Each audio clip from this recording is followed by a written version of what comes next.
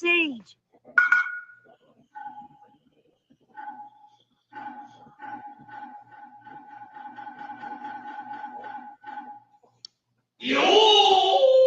Yo, what's going on, everybody? Welcome back to Full Nerd Academia Podcast. I'm your host, Master D. Maito. Thanks for joining us again live, guys. We're going a little bit earlier this time just because I had today off. Bankai's off today, so we just decided to do a little bit early. But, I can't start this show without my wonderful co-host. You know him, you love him. Let's get started. Same intro, but we love this intro because we about to...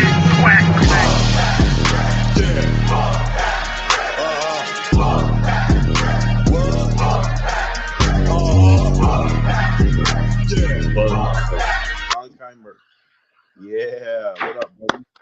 I had a little clap for us, we didn't fuck up this intro this time. For freaking once, man. For once.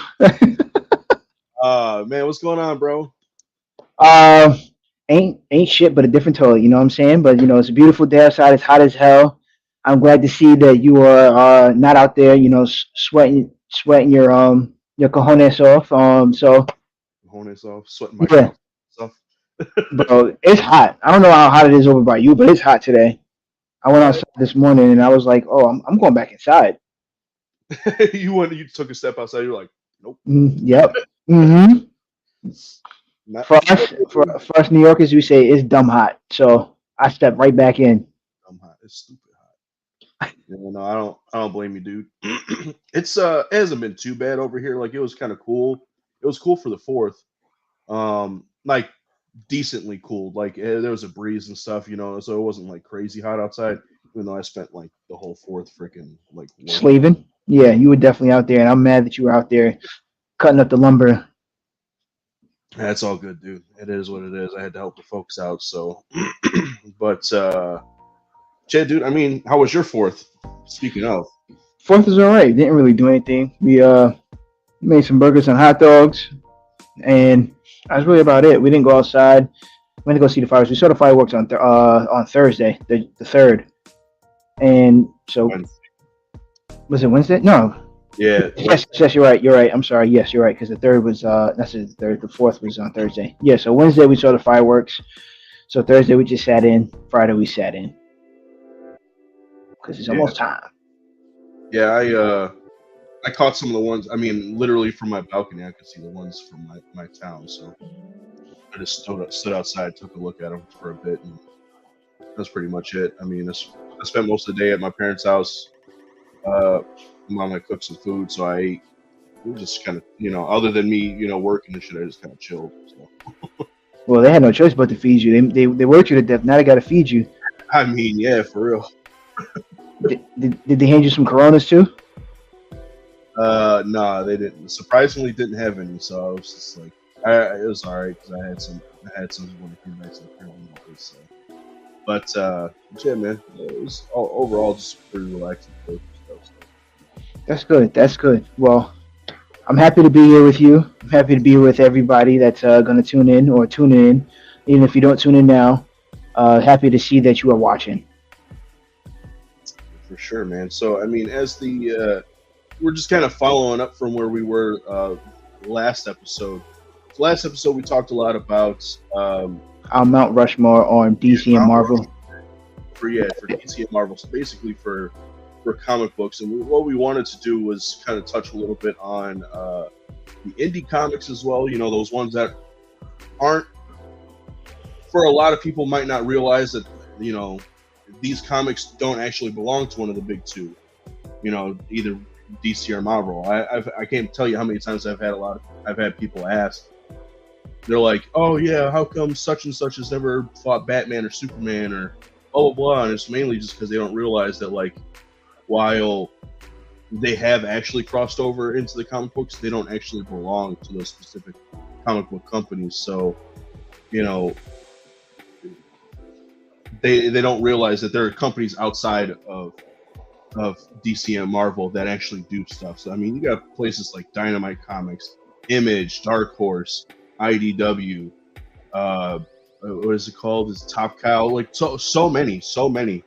But oddly enough, there are a lot of very famous comic book characters, very well known comic book characters that come out of those companies. So what we're going to be doing today is just kind of putting those ones on our Mount Rushmore for there, and then probably just do it overall, like between all the comic book companies Mount Rushmore. We might go 4, might put a 5th face on that one. We'll see. We'll see where we get at with that. But give me a second here. Let me pull this up. I forgot to pull it up before the show. We got it. We're good. So I mean, did you want to jump right into it, or did you want to talk the Acolyte a little bit? Because I know you and I had a little bit of a discussion on it earlier in the week. So I'm glad you asked. But before we start, so the funny thing is, when I first jumped in here, you weren't in here yet. I'm looking at the title. I'm like, bro, he forgot the S. Like, all right, I'm gonna fix it, and then I didn't realize on the side is we already had the full 100 characters. So you put Mount Rushmore. I didn't notice that. Yeah, so I was trying to fix it. I didn't know how to fix it. Now I realize, my dumb ass, I could have took the T, the dot from the T, and just put the S. Anyways, it happens. Fix it in post. It's supposed to be Rushmore. If you can't tell, then actually, I can't give you the finger, but F off. It makes no sense to fix it now. Can you? Yeah, I mean, you could, but it still doesn't make sense. But anyways, yeah. So I kind of wanted to jump. I definitely wanted to jump in to the Acolyte. So the Acolyte, I don't remember the last time we talked about it. I think is right. I know you and I talked about it recently, but I think it's the last time we talked about it was when it came out, and we kind of gave like a brief synopsis on what's happening. And I think episode 3 had just come out, if I'm not mistaken. Okay. Episode 5 that just came out this past week? Yeah, 5 or 6. I don't remember what time. I think it's 5. It's 5, yeah. Because we had talked about... Actually, yes, it is 5. Not about it too much about the whole, like, space switch. Using the Force to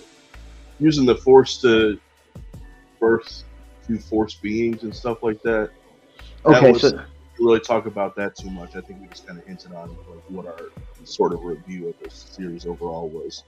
Okay, so we didn't talk about them switching. So like that was not in the last time we talked about it. No. Yeah. Okay. So that episode itself, bro, that probably as hands down is probably the best outside of the first one. That episode 4 probably has been the best episode that I've seen so far. Definitely, yeah. Because I mean, it brought a lot of action. It gave you some stakes, and I don't want to say it had a twist at the end. It wasn't necessarily a twist. It kind of had a twist in revealing who the stranger was, but I think anybody who was watching the show up to that point kind of had the feeling of who it would be. You know what I'm saying? Mm-hmm. I don't think for me, it wasn't that much of a surprise. But honestly, it wasn't that much of a surprise to me either. But the stuff that he was doing was a surprise to me. I didn't expect that. I mean, like he was, I can't say gunning, but he was slicing Jedi down like with no issue. Like he was obviously, you know, in the next episode he says he was a part of the Jedi. But the way he was just slicing them down, like it was like they were nothing. Like they were just pieces of wood, or I mean, like they were trees, and he was just cutting them down, bam, bam, bam. I'm like, damn. Yeah, he was putting in work, and I mean, they were giving him a run for his money at first, but as soon as he hit them with the bink with the freaking helmet, they were like, what? Yeah, that threw me off when he smacked him with the helmet, and then when the helmet came off. When I realized, I said, "Oh damn! I did not expect that. That was unexpected." Okay, but bro, like he was wilding. Like what he did to the black dude and just snapped his neck. Ooh, yeah, that was bogus. That was real bogus. He made that shit look. He made that shit look easy. He made me want. He made me want to be a Sith. Like I almost jumped from Obi-Wan Kenobi fan to being a fan of his because the way he did that. Right. So one of the things we were talking about with the release of episode 4 I think there's a lot of controversy, especially, well, there's a lot of controversy surrounding this series as a whole, but I think, especially that's episode, people kind of I feel like they took it out of context in terms of they're breaking canon because there's supposed to be no Jedi up until like Phantom Menace, because they said, the Sith have been gone for generations or thousands of years or something at that point. I don't know the exact number or whatever like that. But the thing of it is, there's a couple of caveats to that, right? One, what Chimere said, which is the name of the stranger, right? What he said was, he was basically through the whole talking through that whole thing, he was saying how the Jedi like to place labels on things, and they can only think in terms of black and white, like good and evil. They only think in these boxes, when there's plenty of space in between all that. There's plenty of gray in between all that and everything like that. So what he was saying was, he was like, I'm just a person living and using the Force as I see fit, not as the Jedi see fit. And basically what he was saying was, when Soul asked him, like, what are you? And he was like, a Jedi such as yourself would call me Sith. But he's basically saying, I don't consider myself a Sith. Like, he's not a Sith. You know what I'm saying? He doesn't follow the way of the Sith teachings. He doesn't subscribe to the Sith code or anything like that. Like, he's just a person using the Force as he sees fit, as he wants to use it. And I guess in some terms, some people would say, like, oh, that's what the Sith are. But at the same time, like, I feel like there's clear rules and like a quote unquote code of ethics to being a Sith versus somebody who's clearly not wanting to be confined by any of those, like, certain traits or certain, like, rules and boundaries and stuff like that. Yeah. God. And then I was just going to say, and then the other part of that is, like, given the Jedi status all throughout, the prequel trilogy, you kind of see that their whole thing was that there was basically like a fall from grace with the Jedi, like, because of their hubris, it was what ultimately was their downfall. So, like, who's to say, like, just because, maybe there was a Sith a couple hundred years prior, who's to say, A, all those people survived, or B, they didn't cover it up? Because, I mean, throughout the Clone Wars, there's plenty of instances where the Jedi were trying to cover up certain things so that it didn't come out to the light, come into the light for people to see, or to become public knowledge for people to know. Who's to say they didn't hide the fact that this quote unquote Sith existed 200 plus years prior? You know what I'm saying? Mm-hmm. So I definitely agree with that, what you're saying. And then what I did as well is I kind of related him to Balin Skull. Literally the exact same way. Guy turned wasn't really he even said it himself. He said, I'm not a Sith. He basically said the same thing. Like, I'm not a Sith. Basically what you're saying, I see it as fit, and I just follow basically the Force of where it's taking me, type thing. So, like, I definitely agree with you on that. I don't see him, even though he shows, like, he didn't really show hatred. I mean, he's killing people, but he's not really showing hatred. Like he said, he just wants somebody to follow the teachings that he's trying to put out, or what he's been learning. Right. So that's why he's looking for an acolyte. I think it's I could be wrong. I have to watch the last episode again, but I feel like he alluded to Saul being his former master. He does say that he was a former Jedi. Yeah. So I think he hints at Saul being his former master. I could be wrong on that. See, now the part that confuses me, because this is supposed to be before. This is pre. I thought it's supposed to be pre. pre-Empire, like not even Empire, like before that, before even Anakin. That's what I thought this was supposed to be, Yeah, like before that time. it is prequels. Okay, okay. So I was like, wait, hold on. Oh, you said Soul. Never mind. You said Skull. Never mind. Oh no. Yeah, Soul. Okay. Soul, whatever. I mean, it's spelled Soul, like Soul. Yeah, like the sun. Mm-hmm. But yeah, okay. Nah, I thought you said Skull. That's why I said that. Oh. But yeah, so it's very interesting to see like a time before where the Jedi really had competition. So this is nice. To me, it's somewhat of a refresher or um a understanding of Jedi before the Sith really came around, like before like Phantom Menace and the Clone Wars and things like that. But it's also great to know that we're getting not only one side of the story, we're getting two sides of the story. So it's not we're not only focused on Jedi like we normally are. Right. We're getting the side of the Sith too, or if you want to call him a Sith, but like I say, he's not really. Well, we said he's not really a Sith. We're getting a story. We're getting a side of his. We're getting his side of the story, where, like you said, there's two sides of it. It's not only just black and white. There's a middle. There's a gray area too. Yeah, I feel like one thing I've been thinking of since watching it and since watching the series as a whole, it seems almost like they're trying to cement some of the same ideas that Rian Johnson had for the Star Wars franchise back when he did The Last Jedi.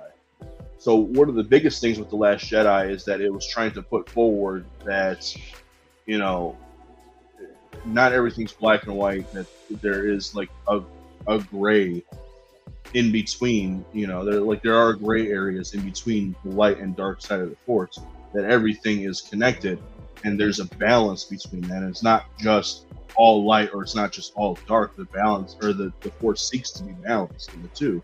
And it seems like this series is sort of trying to cement that a little bit.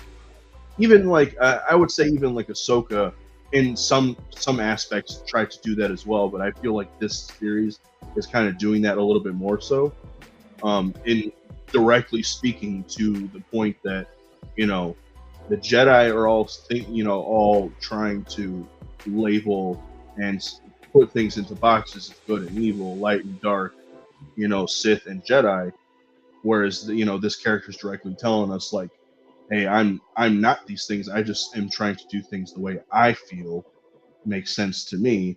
Like basically, he's almost like trying to do the whole, in some form or fashion, he's trying to say with great power comes great responsibility. And while the Jedi know that in a, you know, good sense of the term, you know, he's trying to say like, I have all these powers. Why shouldn't I be able to do things with it? Type of thing. Yeah, I agree. I definitely agree on that. So like I was telling you, the show isn't bad. There's definitely some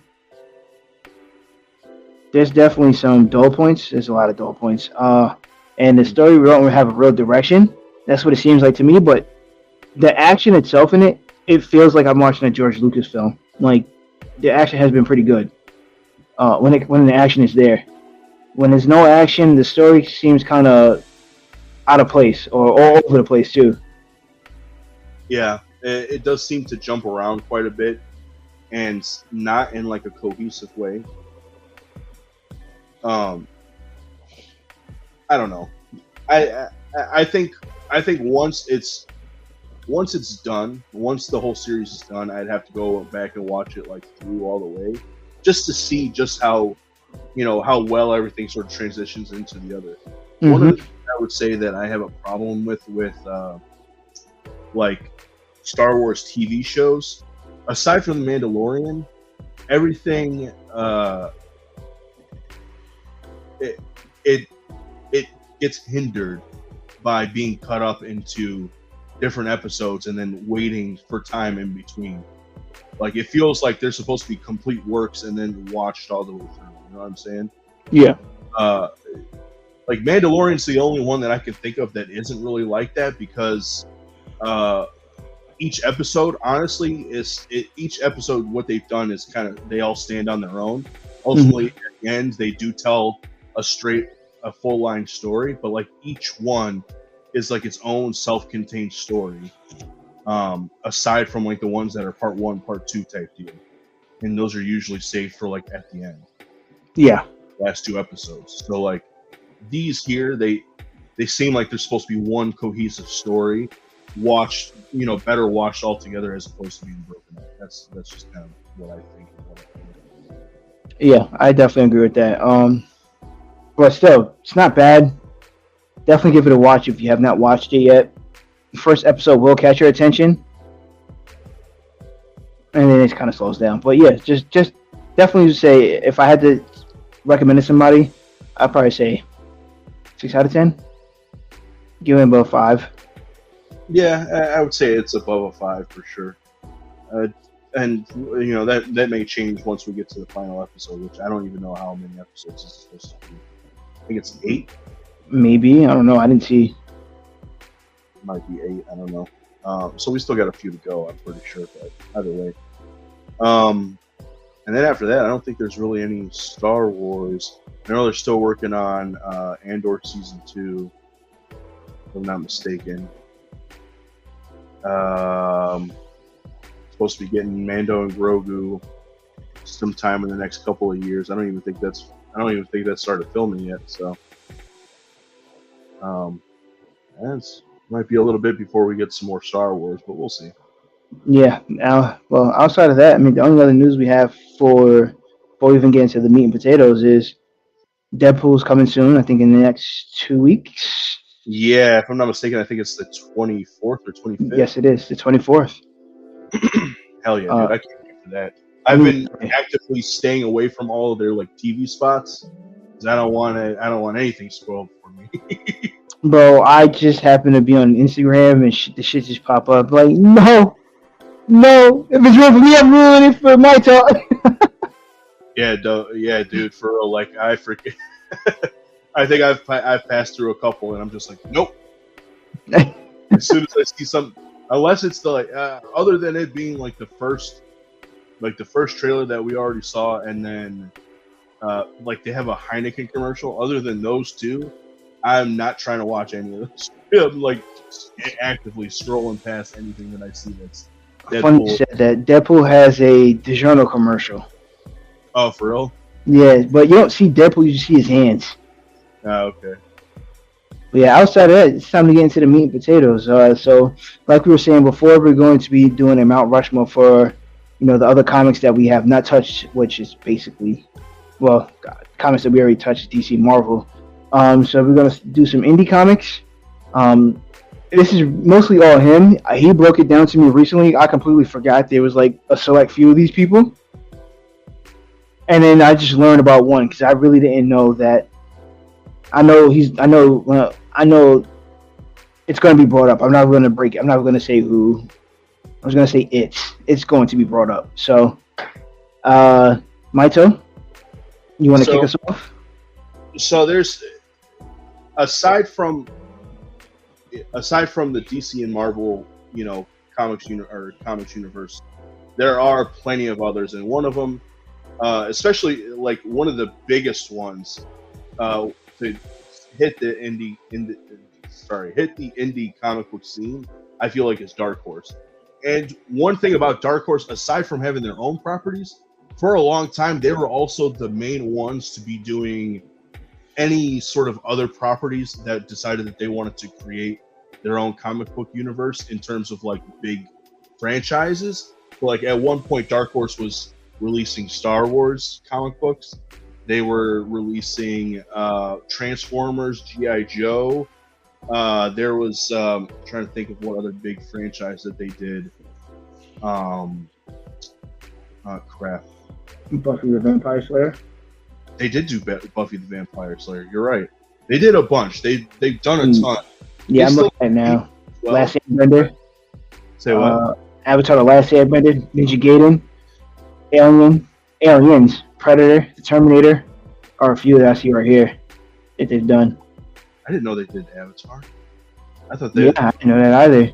It says it right here. Books were independently published, but All Yeah, right. it says Dark Horse has published many licensed comics, including comics based on Star Wars, Avatar: The Last Airbender, Ninja Gaiden, Buffy the Vampire Slayer, Aliens, Predator, and Terminator. Aliens, Predator, and Terminator. Those ones I did know. I think they also did RoboCop too, if I'm not mistaken. I wouldn't be surprised if they did. Oh wow. Okay, hold on. It gets even deeper. Oh yeah, they did quite a they did quite a bit. They got licenses to a lot of different like especially movie franchises. Movie franchises were like the biggest thing that they had gotten their hands on. Yep, Sin City, 300, Hellboy. Those were comics before they were Before movies. their movies. Okay, Yeah, and then Hellboy is the same. Hellboy. So I that was know one. Hellboy was a comic before it was a movie.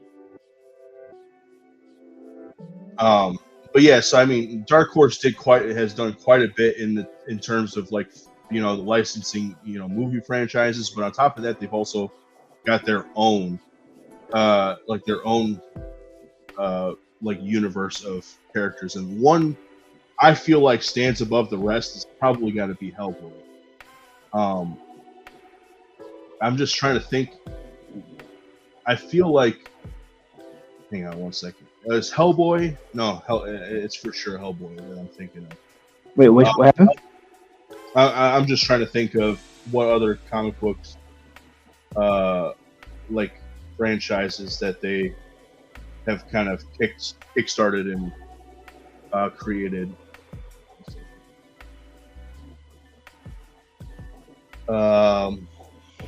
Let's see. Like I said, the one that stands above the rest to me, I feel like, is Hellboy. Probably the more famous of them. They also published Stan Sakai's Usagi Yojimbo. If you don't know, you need to fucking find out. You know Usagi Yojimbo, bro? Mm-mm. I probably do. I just so he doesn't necessarily come from the TMNT like lore, but he has been very much tied into a lot of TMNT like properties. So like he actually showed up in like isn't that the bunny? The Samurai Rabbit, yeah. Yeah, I've learned about him recently. The only reason why I know about him is because of the TMNT game that came out I think 2 years ago, maybe 3. That's the only reason why I know who he is. Yeah. He's I forgot that he was in Dark Horse as well. So he's right up there. He's really that's a really great comic book series, and it's still ongoing on top of that. So, but Dark Horse has also put out Umbrella Academy, which had a series on Netflix. One second.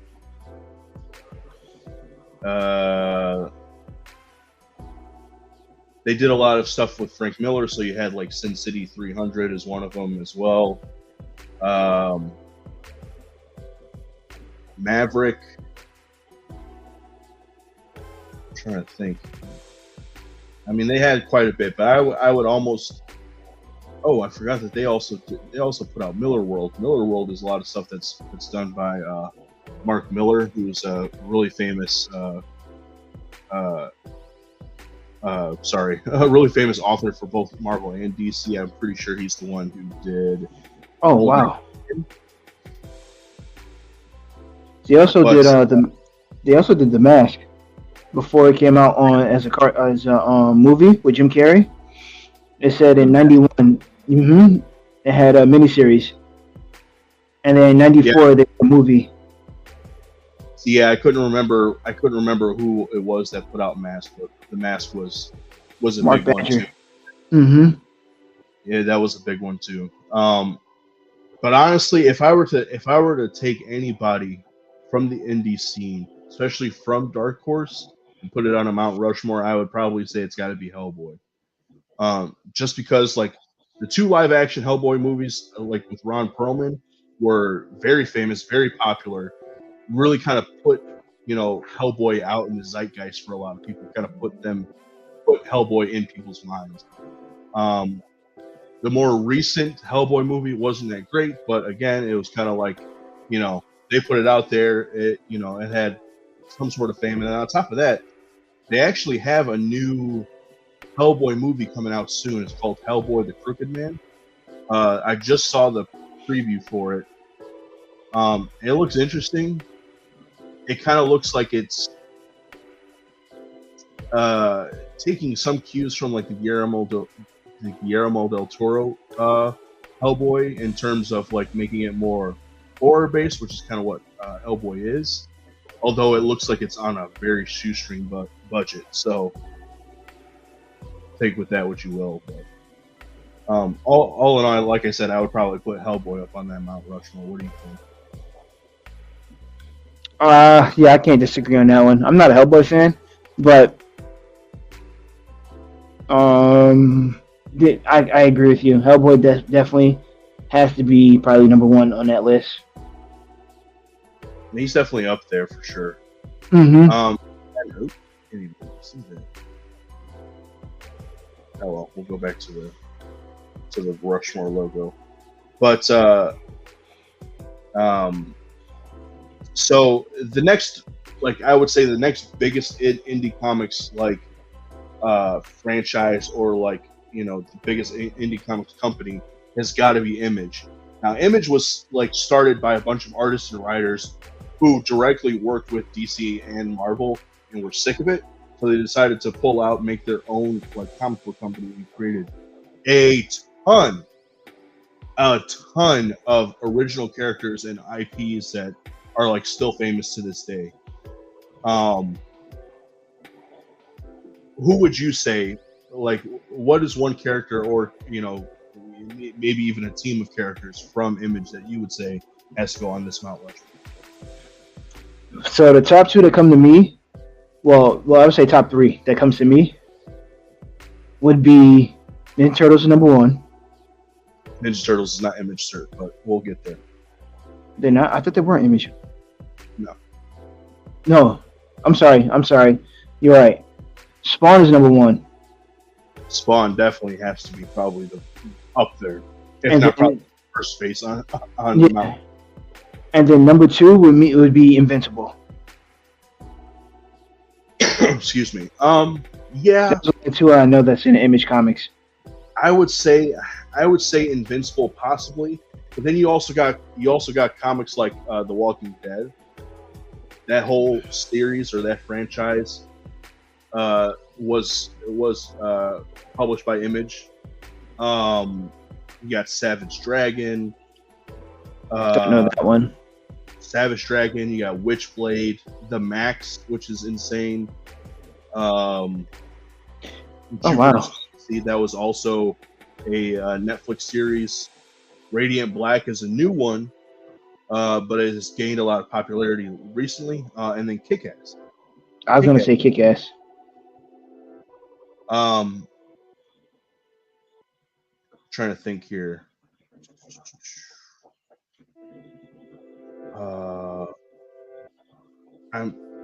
I could be wrong. I feel like was Grifter. What was he part of? He's part of the Wildcats. And now the thing is, Wildcats before they went to DC were also part of Image. So Wildcats included characters like you had Grifter, Voodoo, Zealot, Warblade, Mr. Majestic, characters like that. It's basically sort of a super team for Image Comics that was done by Jim Lee. But I would for sure say I feel like for sure Spawn has to be the number one on indie comics list. Possibly Hellboy. Gotta be Spawn. Well, I'm saying number one, and then I'm going in order. I'm thinking Spawn, then probably Hellboy. Number three. Now this is an Image. This is another indie company. So actually, it was started. Actually, I'm sorry. I take it back. Spawn's number two. Hellboy's number three. You gotta say number one is probably gonna be who I'm gonna say, right? Yep. Go ahead. So, this company is called Mirage Comics. That was started by Kevin Eastman and Peter Laird, famously known for creating the Teenage Mutant Ninja Turtles. probably the most famous like indie comic company characters like ever. Hands down. You can't like they're like one of the biggest franchises outside of Marvel and DC. Like them on their own are like their own freaking entity. Now Mirage Comics no longer exists just because Peter Laird and Kevin Eastman sold the rights to those characters to various license, or they licensed them or sold the property. They sold them to it was like Nick Kids or something like that, but they now belong to Nickelodeon. Well, even before that, like they were like being licensed by other places, but like right now Nickelodeon is the one that owns the like media, the media likenesses to, you know, the Teenage Mutant Ninja Turtles, whether it's TV or movies and sometimes video games. But also, so then IDW are the ones who currently publish the TMNT comics, and they've been on a really good run for quite a while now. Mm-hmm. They're doing a really great job with the Ninja Turtle comics. Oh yeah, so much so that they just crossed 150 issues. They've added a 5th Ninja Turtle to the team. Actually, they've a 5th and 6th Ninja Turtle to the team. They have dabbled in the future with The Last Ronin. And The Last Ronin 2. And The Last Ronin 2. So, like, the Ninja Turtles for sure probably have to be number 1 face on the Mount Rushmore. And followed closely by like Spawn, Hellboy. And if I were to put a 4th one on there, I want to say Invincible, but I still feel like Invincible isn't as popular as The Walking Dead. I didn't really read the comics. I watched the show. I watched it up until like season 4, 5 maybe, and it got boring. Like the direction of the show was so that even when they try to do like when they did it wasn't a reboot, but it was like what happened prior to, or like right when it broke out. Fear the Walking Dead or whatever. Yeah, I couldn't watch it anymore because like they ruined the show for me, and then now they're trying to do a spinoff where it's like the story about Daryl. Don't care no more. Right. Yeah. Honestly, I'll be the first to say I've never been a fan of The Walking Dead. Zombies in general, the whole like quote unquote cultural phenomenon that fucking zombies became, it just missed me. It completely missed me. I really never saw the appeal of zombies and stuff like that. I've been known and on record as saying like the only zombie movie that there's 2 zombie movies that I really mess with. It's probably Night of the Living Dead, whether that's the original or the remake, and freaking Warm Bodies. Warm Bodies is like the only zombie movie that I lied. There's the 28 Days Weeks franchise. That one's pretty good too. So it'd probably be 28 weeks later. Either of the Night of the Living Deads and then Warm Bodies. And Warm Bodies is just kind of cute and funny to me because it's basically Romeo and Juliet, but in a zombie apocalypse. That's really about it. Anything else zombie related just kind of just like skims right over my head. And I've seen quite a bit of it, but I just never really connected or really liked it that much. But I can't deny that The Walking Dead really did kind of take the world by storm. I like to agree with you, kind of to a point. I mean, for me, it was Resident Evil that really caught my attention about zombies. True. Because I didn't play the game. I thought that shit was too scary as a kid.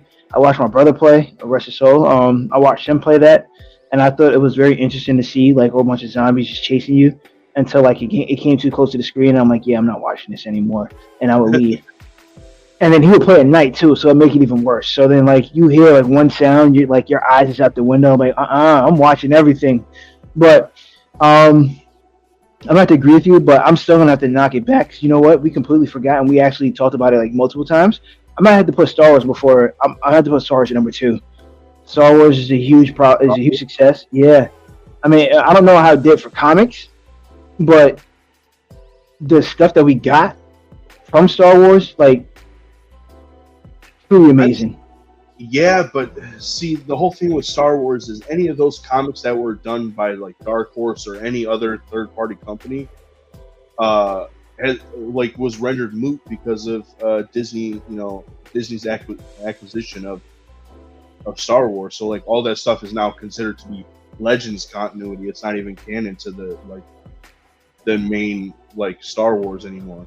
And I guess you could argue like either way that you can't really take that away from us because it's still there. We still see and know all that stuff. I don't know. Uh, I would agree with you, but I still feel like maybe there might be another either franchise or character in indie comics that like stands above the rest that deserves to be on this Mount Rushmore. So we've got TMNT, we've got Spawn, we've got Hellboy, Kick-Ass, cool, but not as famous, not as Mm-mm. popular. I would feel Invincible. I really like it. I'm a big fan of it, but I feel like it's still not as popular.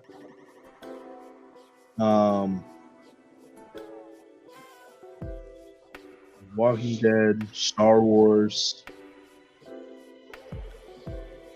I'm trying to think of another one. I really can't give you. I mean, you got Boom Studios who they took over, not took over, but they were tasked with creating a comic book universe for the Power Rangers, which is really freaking sick. All of those, like almost every storyline that they've ever done with the comics for Power Rangers has been really awesome and really helped to expand the universe quite a bit. At the end of the day, though, I still feel like it revolves way too heavily and way too much around just the original MMPR team. mm-hmm. So I don't know, and I feel like even with that, it hasn't helped to boost Power Rangers back into like the public consciousness like they were in the early '90s. If anything, I don't want to say that. I don't want to say that the comics definitely didn't hurt them. They helped them more than anything. Really, it was kind of Hasbro that kind of hindered their advancement, but that's neither here nor there.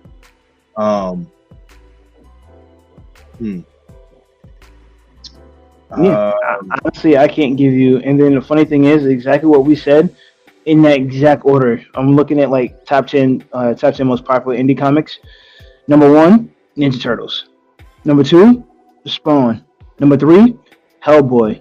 And then for them, number 4, it says Cerebrus is a testament to indie comics' long-term potential. So I don't know who this is. I've actually never heard. How do you spell it? Is it Cerebis or Bus?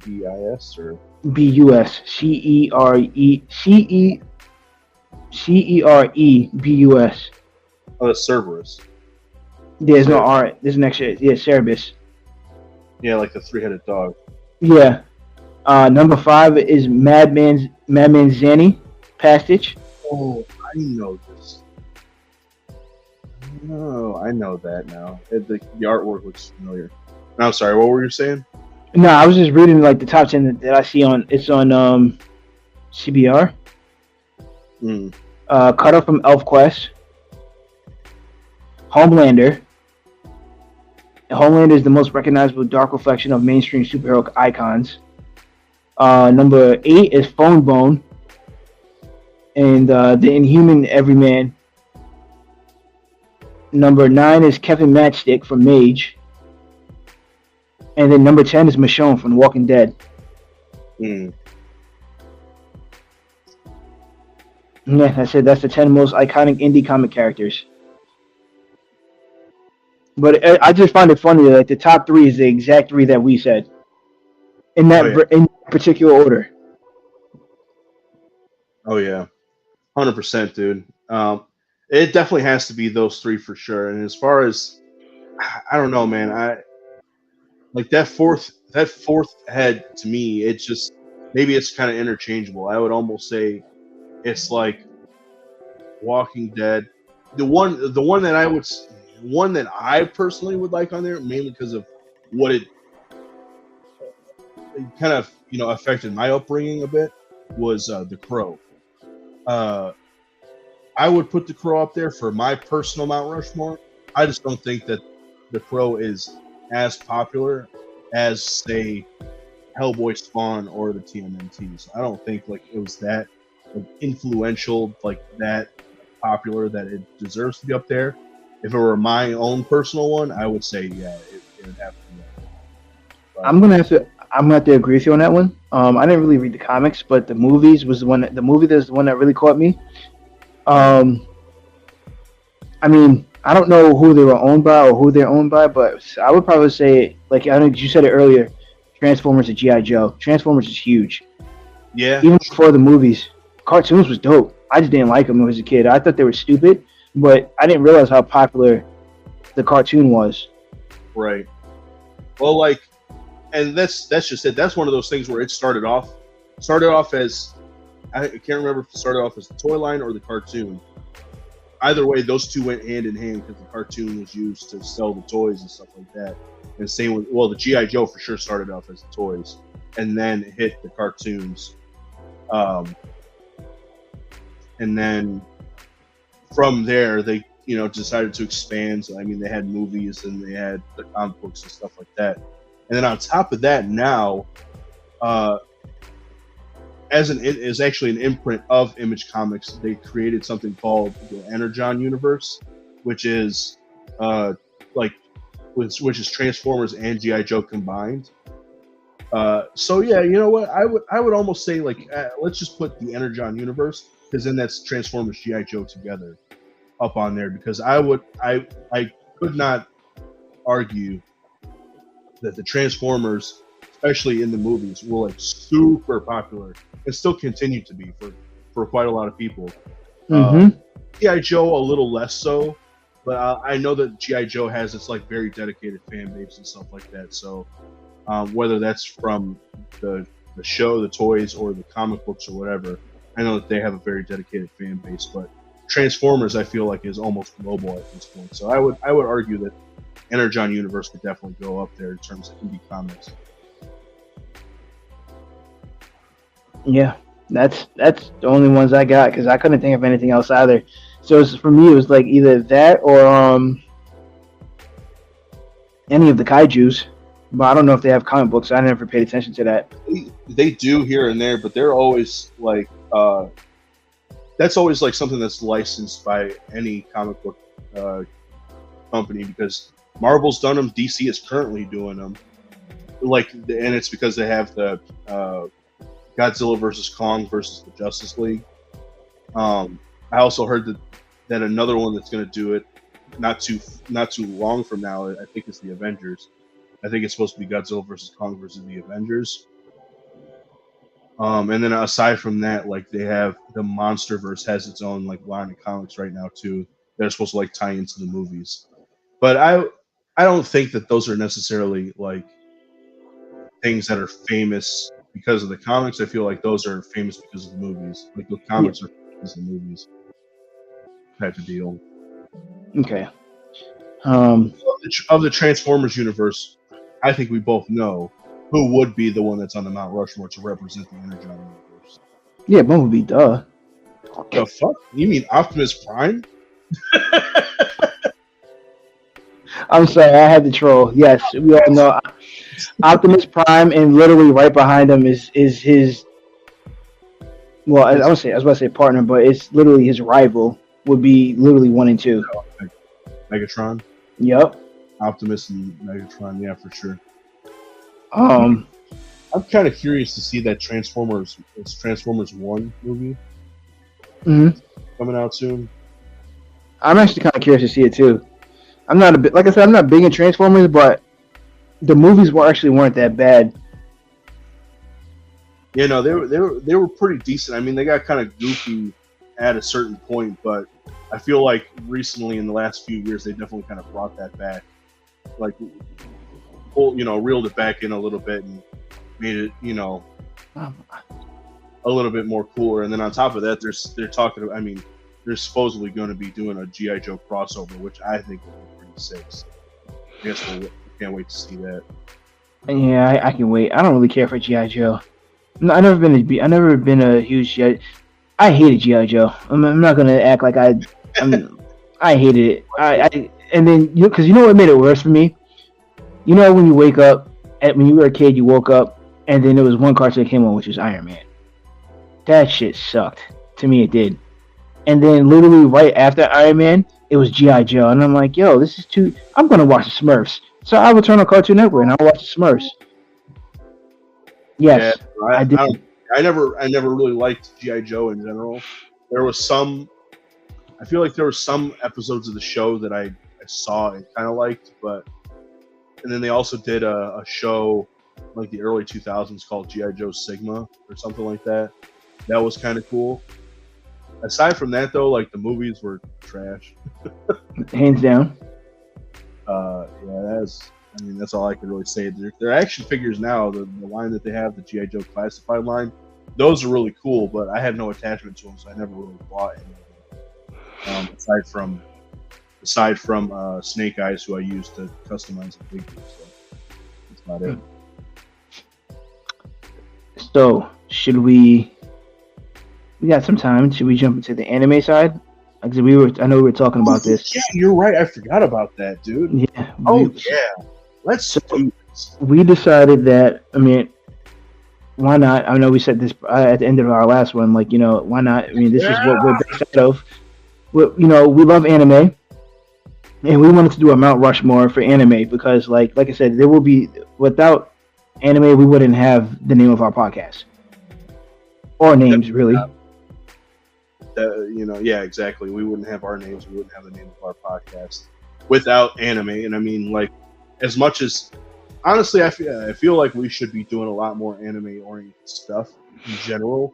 Mm-hmm. But either way, like, I feel like in the end, you and I are more casual fans of anime as opposed to some of the other anime channels that are out there.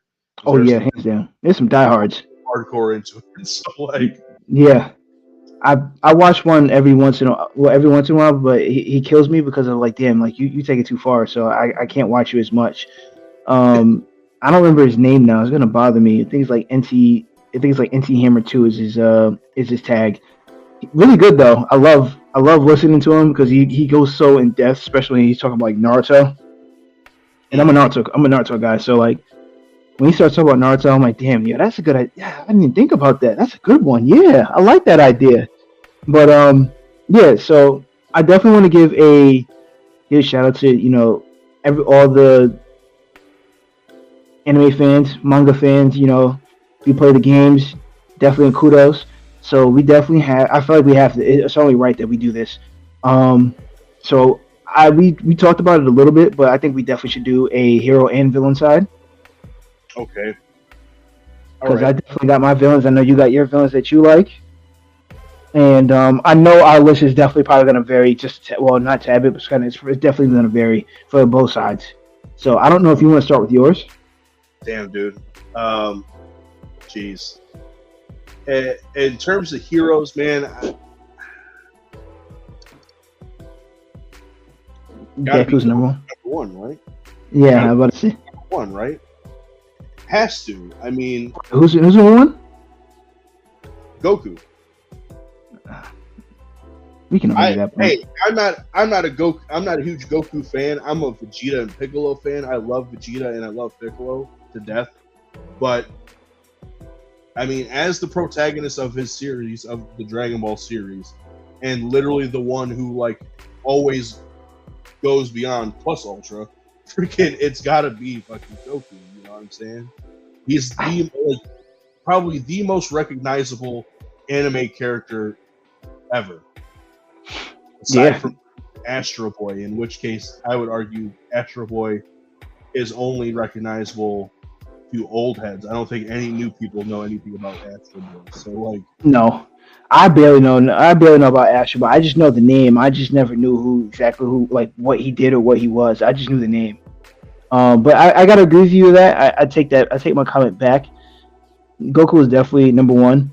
And then when you talk about anime, Dragon Ball is probably no, it's not probably. It's definitely the number one anime out there. And Goku is the most recognizable face, like you said. Not only that, they consider Goku, or they consider Dragon Ball or Dragon Ball Z, whatever, the grandfather of anime. So, like, you got your top five.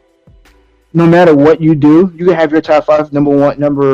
Automatic number one is going to be Dragon Ball, Dragon Ball Z, whatever. 100%. So, yeah, I gotta agree with you. Especially in terms of like popularizing anime in the West, like it was Dragon Ball Z. I mean, Toonami had a lot to do with that, but like the main show, the main stay on Toonami all the time was Dragon Ball Z. Mm-hmm. And then we got Dragon Ball GT, and then ultimately Nicktoons did Dragon Ball Z Kai or Dragon Ball Kai or whatever they wanted to call it. But like you don't get popular anime you don't really get a whole lot of anime in the United States unless you have Dragon Ball or Dragon Ball Z, because that's ultimately what it was. I mean, everybody, that became so popular, everybody wanted more and more anime. They wanted more of these Japanese cartoons because of Dragon Ball Z. Now, not everything can stack up to it in terms of popularity. Some might even overshadow it a little bit, but as a whole, like as the granddaddy of like anime, especially shonen anime, you got to give it its flowers. So like instantly, Goku right there up on top of Mount Rushmore. I gotta agree with you. There's no argument there. So should I give number two? Yeah, go ahead. What do you think of number two? To me, I think number two would be Naruto. Hands down, I can't even argue with that.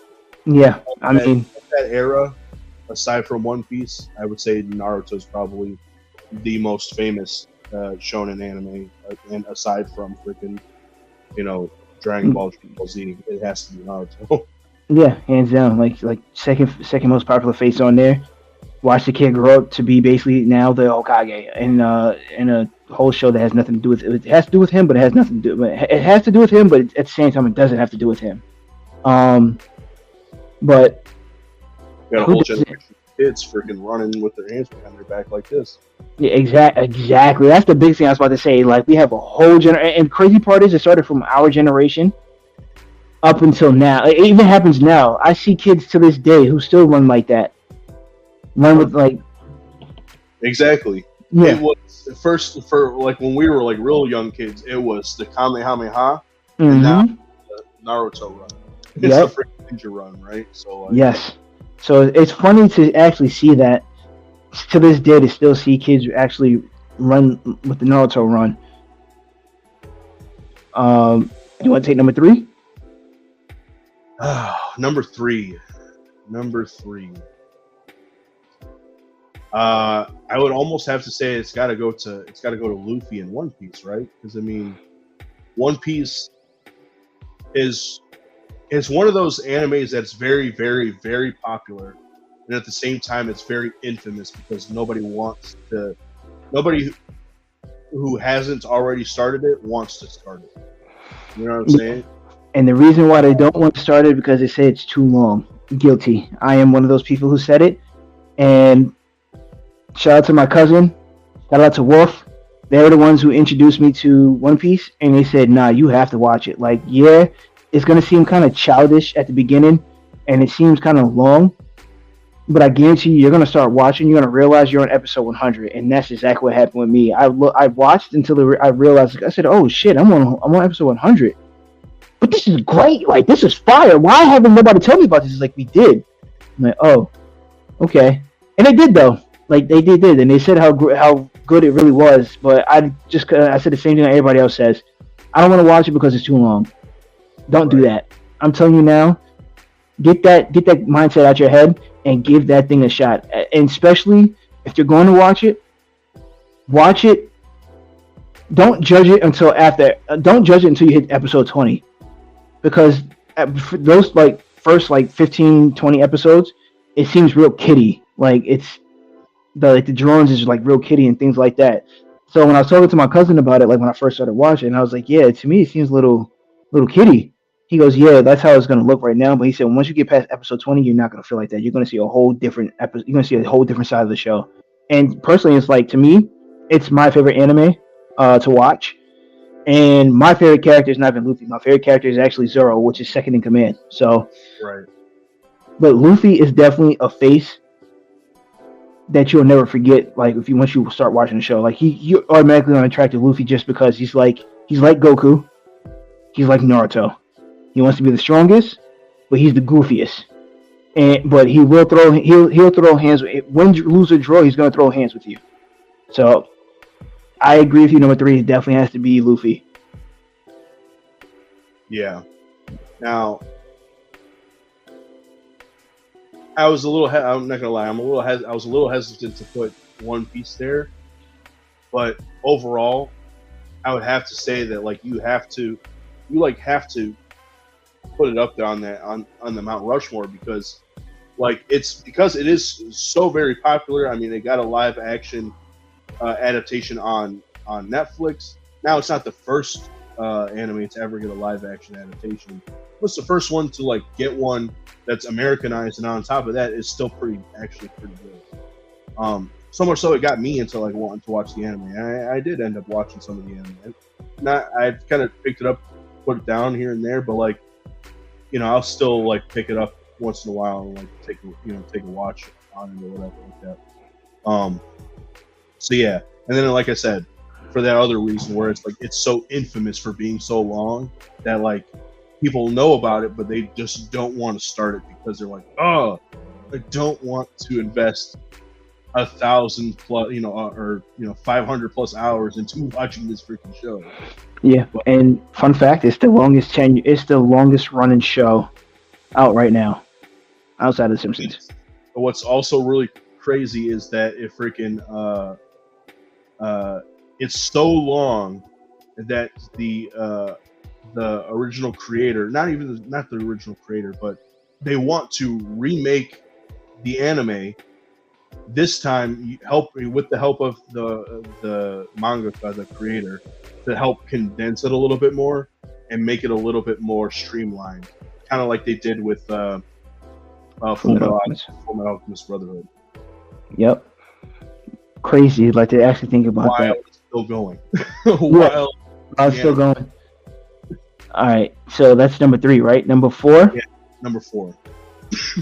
This one was actually kind of hard. I had to really think about this one, and I was split between 3 ways.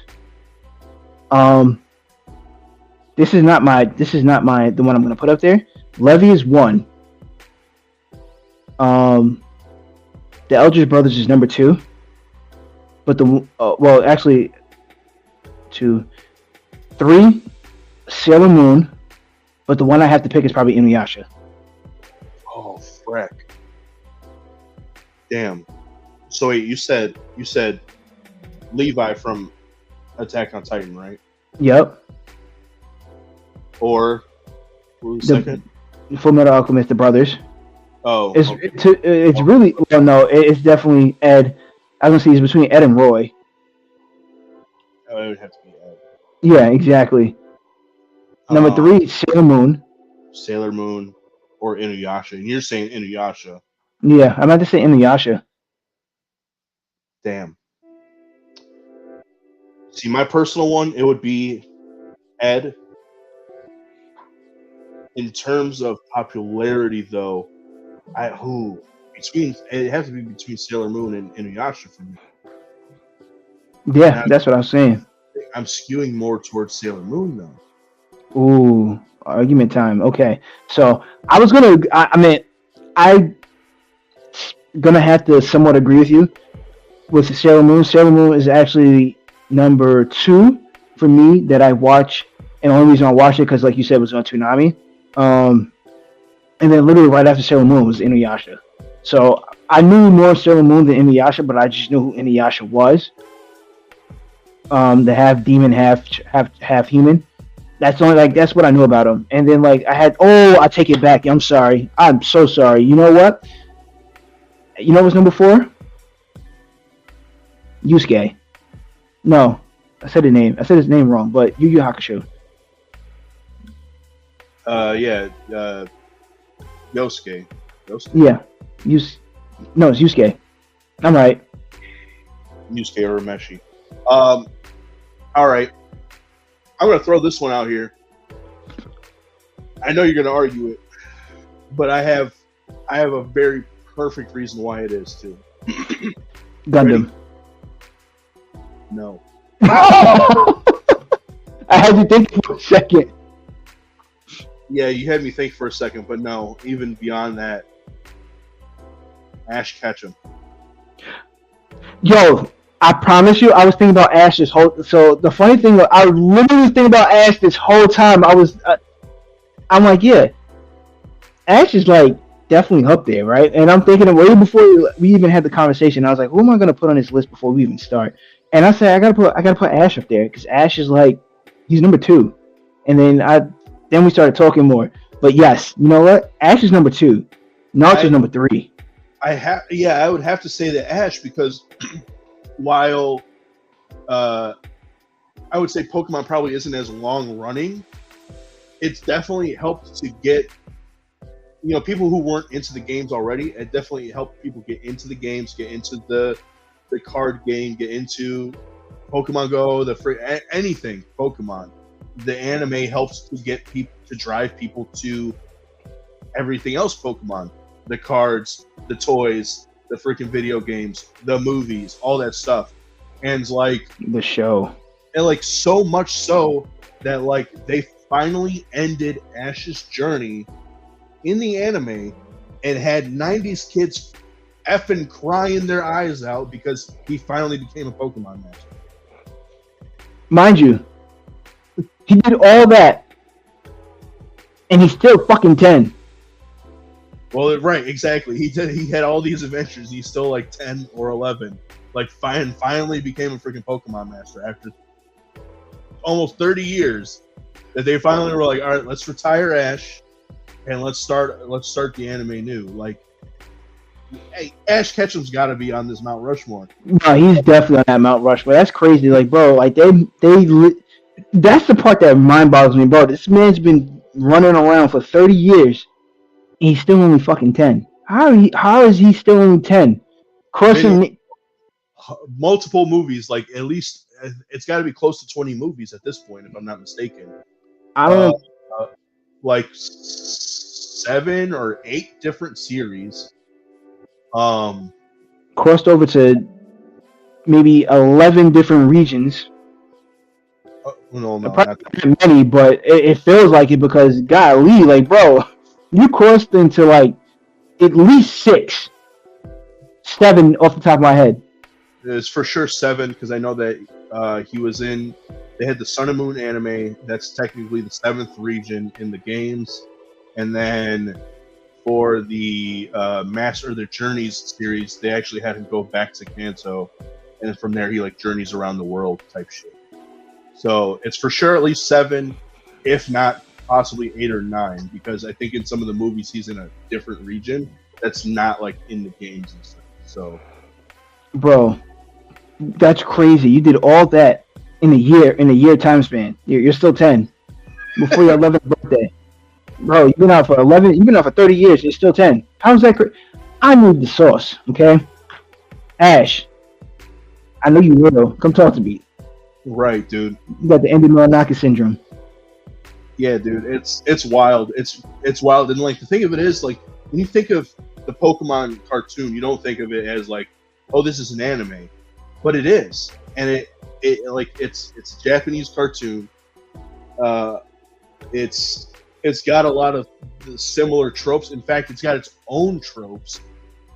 Starting from episode 1 all the way until the very last episode of I think it's Master Journeys, where Ash finally becomes a master, and like it's so wild.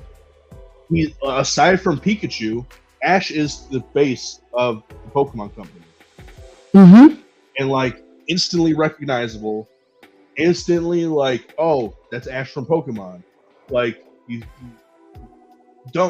think of you start thinking, you see Ash, you think of the show, you think of the games, you think of the toys, the cards, the movies, all that stuff. It's wild. And like it didn't hit me until we were sitting here talking about, well, who else should be on it? It was like, I was thinking Sailor Moon. We were talking about Inuyasha. You're saying Lucy Urameshi, and then I'm just like, Ash Ketchum. Ash. It has to be Ash. That's crazy. I'm mad I didn't think about that. And then what makes it even funnier about that is that, like I said, I was literally thinking about it, and I was like, yeah, I might have to go Pokemon on this one because Ash is, and then I completely just threw him out the window. Didn't even think about him after that until you just said it. That's funny. But by the way, I don't know if you've done it. I'm guilty of it. I did it in at least 3, maybe 4 games. I named my character Ash Ketchum. In yellow, most definitely named him Ash. I never have. I don't think. If I did, it might have been in red, like way back. But I did it in yellow because I knew Pikachu can follow behind me. I was like, yeah, I'm Ash. This is me. That makes sense. Yeah. Okay. So. Yeah. So right there. So our anime protagonists, Mount Rushmore, Goku, Naruto, Luffy, Ash Ketchum, or Satoshi is actually named in the Japanese, version. But yeah, dude. Yeah, no, that one took me by surprise for a second. And I thought you were going to argue with me, but yeah, I'm glad you're like, no, you can't argue with it. No, I can't argue. I can't argue. Like the only argument you can really say is why Ash? It should be Pikachu. Nah, it's the trainer himself. Like everybody knows who the trainer is. Like you said, you can put his face on anything. Oh, that's Ash. Like the only other person you could do that with is Pikachu. Literally. Yeah, 1 second. Mm-hmm. Bro, take a wild guess how many episodes of Pokemon there are. I'm gonna say 1,500. Okay, not that much. Is less? It's less, but yeah, no, it didn't even crack 1,000. It cracks 1,000. So I'm gonna say 1,025. No, it's 1,269. I would have never guessed that. So it's got more than One Piece. Oh wow. Okay. Yeah. It's got more than One Piece. It's got tons of video games, tons of movies. Yeah. The card game, the toys, the stuffed animals, a live. I can't even say anything. I bought my daughter a Pikachu recently, so I get it. Like that's crazy. 1269. I didn't know that. Yeah, I think that's just the like Ash Ketchum series. So like from the very first episode all through each iteration, I think that's just with Ash. Because then they just started. I think it's called Horizons, and there are only a few episodes. And I think they might be like 24 episodes in. Mm-hmm. And that's like following a whole new protagonist and everything like that. But like, yeah, I don't think that 1269 is including those new episodes. That's wild. That's wild. That is wild. Absolutely wild. Oh my god. I would have never guessed that. I mean, 1269. I knew this shit was long, and the part that, like I said, the part that still kills me is that this man is 10. Like, you seen a whole bunch of time skips for everybody else. Yeah. Oh, you had a jaw drop moment. What happened? Just looking at how many movies there are. I didn't realize how many freaking movies there are. There's 20. You know what? Some of these are shorts. They put in shorts in here as well. Well, no, that's not true. Because actually, so from the very first movie, I forgot that they put. Oh, that's right, 23. Yeah, 1, 2. Wait. Yeah, it says there's 23 animated films and 1 live action film. The first 19 animated films are based on the anime television series of the same name, with the original film being remade into the 22nd. The 20th, 21st, and 23rd animated films are set in the alternate continuity to the anime. Damn, I was gonna say there's ones that are like, I think it's Pokemon Rangers is one that's like its own thing. but it's still technically part of the franchise. Either way, though, man, like they've got over. I knew they had over 20 movies. They had to have. I was like, they've got over 20 movies, over 1,200 episodes. That's instantly like that's popularity right there. They go right up on. Ash Ketchum goes right up on that freaking on that Mount Rushmore. So there is no argument for that. Not at all. And then I was like, wait, what live action movie did they? I forgot about Detective Pikachu, and I actually watched it. And it wasn't bad. Oh, it was good. It was good. They actually Mm-hmm. like. I would be happy to see another live action movie if they did it in that same style. Me either. I thought Detective Pikachu was actually pretty solid. I didn't expect that. All right. Now, do you want to go ahead and do the villains? Do anime villains now?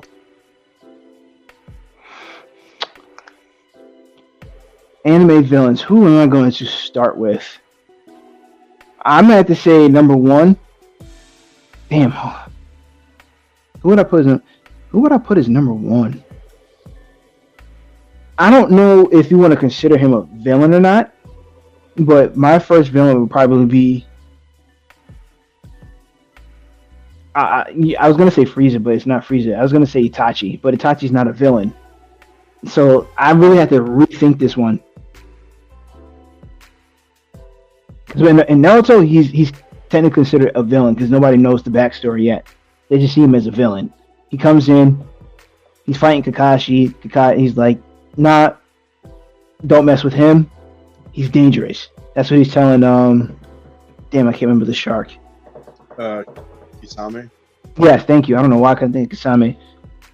And they were about to do him and Kakashi's about to Itachi and Kakashi's about to duel it out. So nobody knew the real story of Itachi not until probably like Shippuden.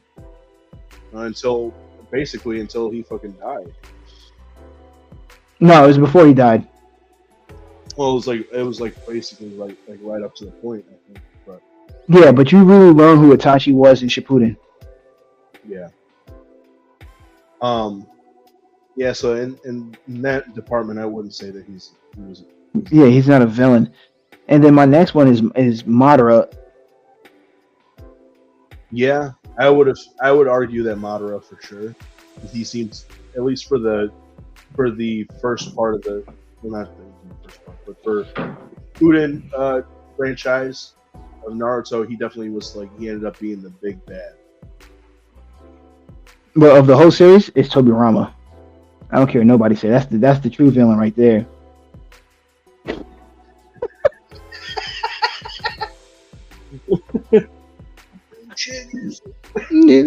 That man segregated a whole country because he didn't like half of the country. Like, yeah, no. And to make it worse, this is how we're going to watch you. We're going to put you in power so I can watch what you're doing. Yeah. Tobirama is a villain. I don't care if he was Hokage number 6. He was a villain. That's the funniest thing I've ever heard. No, but seriously though,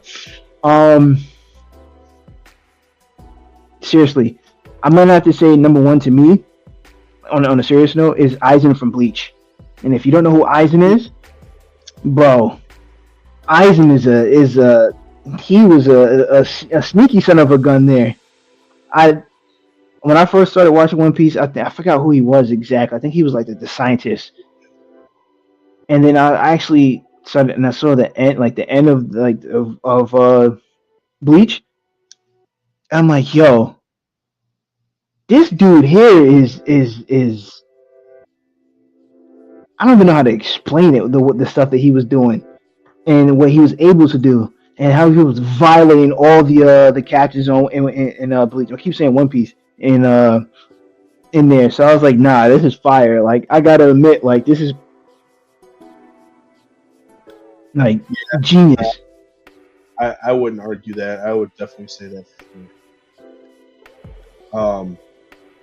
Yeah, I can't argue Aizen. Whether or not he's number one, I don't know, but I don't think, yeah, not number one, but he's definitely up there though.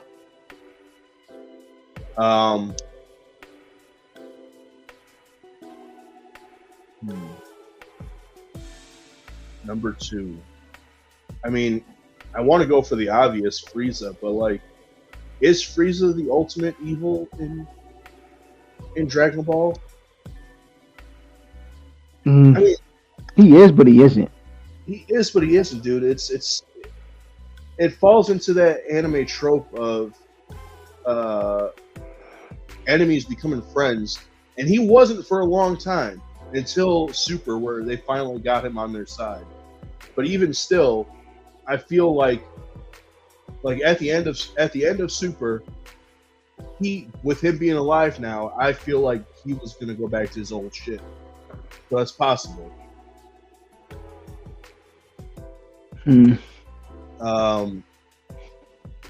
I can't say Majin Buu because while he was like probably their biggest threat for the longest or for a while, he did, Buu did end up becoming a friend of theirs and still is. Cell's the only one that like. Nah, Cell's on a different level, bro. Cell, yes, I have to give you Cell. To me, I was gonna say it's either Cell or Jiro, because this man made multiple androids just to go fight Goku because he got tired of Goku. Yeah. But Cell is one of those androids, but yeah, nah, it's definitely Cell. I would say it's Cell for sure because I mean Cell was definitely the one that gave them the most work, and then like he had one of the longest sagas, I feel like, and then on top of that, he's the only one that even after they defeated him did not become one of their friends, and on top of that, once he got defeated, he has not come back other than when they did Cell Max. Yeah, I'm at the agree. Cell is definitely probably the best villain, and like just Cell in general is so dope. The character, like when you first see the character, it's like, oh, this is terrible. When you see the second half, like, look at this big lip monkey, and then the third, like his.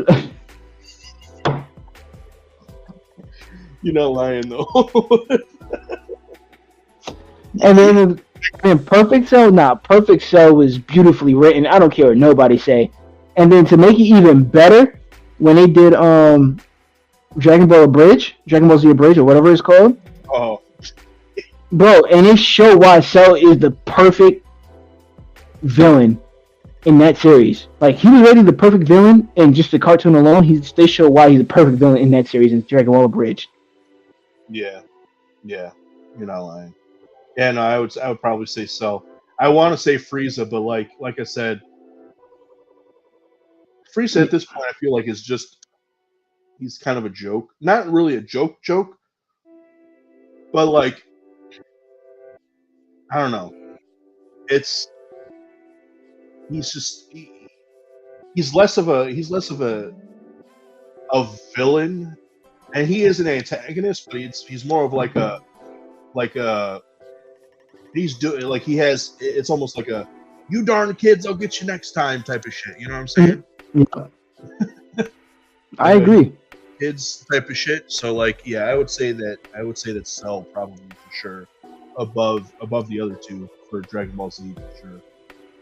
Because like I said, Majin Buu eventually just became one of their friends and still is. So. And yeah, I definitely have to agree. Cell is definitely the perfect. Like, he is the perfect villain. Number 3, right? Yeah, number 3. I'm gonna have to say Greed. Is it Greed? Yeah, no, is it Greed? Yeah. Well, they switched them in the two. Greed and is it Greed? Are you thinking about Full Metal Alchemist? Yeah, because I know they switched them. They switched them around in Brotherhood 2. Are you talking about King Bradley then? Yeah. He's Wrath. But he wasn't in Wrath in both. Wasn't he Greed in Full Metal? No, he wasn't. I don't think he was a homunculus in the first one. No, he was. Oh, if he was Pride. It might be Pride then. But that's what I'm gonna say. Well, so I should say the dad. You're saying King Bradley, then you're not talking about Pride, or are you talking about Father? Because I was gonna say Father. Yeah, that's what I was gonna say. I changed it at the end. I just said no. Father is definitely the villain in this one. Oh yeah, he's the one pulling the strings the entire time. He's the one who created all the homunculus, the homunculi. He's the one setting everything in motion. Like it's 100% father. Mm-hmm. Hundred The way percent. he pulled the strings in that, beautifully written. Like even from the time of Xerxes, he was pulling the strings. Like he freaking manipulated them into freaking creating uh, a a philosopher's stone, and then basically did it again, like hundreds of years later. Like it's wild. Yeah, I I would, agree. I would say, I would say father for sure. In terms of popularity, though, I don't know if he was as popular, but He wasn't. on my personal one, father would be right up there. I don't have an argument for that though. I don't have like a counter to it, so I don't think I could fault that. I would have to say father has to go up there. Yeah, that's the one thing I got to say because like the shit that he's did and the way he's pulled it off, I'm going to say it was beautiful. Oh yeah, dude. It was insane. And like the only like oh dude, it make me want to go back and watch freaking Brotherhood again, dude. I haven't watched it, so I might have to, but like it's so good. It's so freaking wild to think that like he started off as a homunculus, a little dwarf in the flask, and gained a body, became a philosopher's stone, created multiple homunculi, manipulated an entire country, an entire generation of countries, in order to create another one, just so that he could gain the power of God. Like it's freaking wild, dude. He's insane. He's an insane freaking like, has to be. I feel like.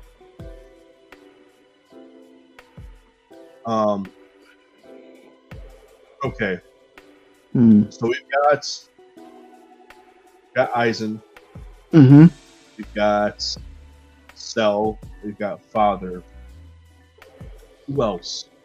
Ho ho.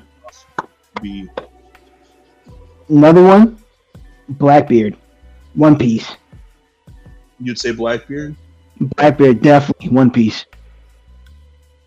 First off, he got my man's killed, and I don't like him. I fucking hate him. I'll hate him to the death of me. We And it got has nothing. Yes, he killed. He got Ace killed because he captured Ace. Ace was looking for him, but he ended up capturing Ace and then sent Ace to the I forgot the name of the damn place. That's where they had that big ass brawl. And then this is where I realized that Blackbeard is the shit. All right, so first of all, he did that to get a spot as becoming a Yonko. I think he's a Yonko who started. I think he started as a Yonko first. No, I lied. Did he start as a Yonko? I don't remember, but now he did that, got Ace captured, and then got Whitebeard killed. And he took Whitebeard's devil fruit, ate his devil fruit. Now he's a multi devil fruit user, bro. Blackbeard is just a genius. Like I don't know how I don't know how they made him like this. Blackbeard is definitely a strong ass. Like he's a smart, strong ass villain that's well slept on. Well, in the beginning he was slept on because nobody would knew that he would have been the primary villain because when Luffy ran into him. They ran into him at a bar and they were drinking together.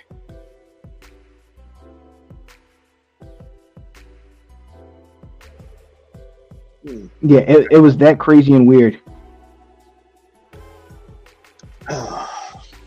Yeah, I don't know. I don't know One Piece that much, obviously. So I would concede that point to you. I'm trying to think of if there's anybody else that I would have up there myself. I'm tempted to say All for One, but even on the surface of it, All for One, I feel like it's just evil for the sake of being evil.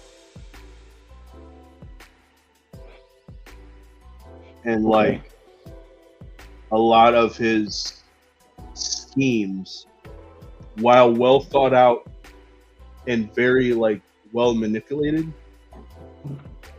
still like again just on the surface of it, I feel like he seems just like he's a very surface level villain. Like there's no tragedy to his backstory. There's nothing that like really cemented him as like a very deep evil character, other than he was just kind of born that way, like literally born that way. Like his quirk manifested as soon as he was born, and he drained his mother's life energy. Evil. So like, and like all of his schemes and stuff like that, like it makes sense within the context of the series. But like, I don't know, I feel like he just doesn't have that presence beyond the Mount Rushmore. Who else? See,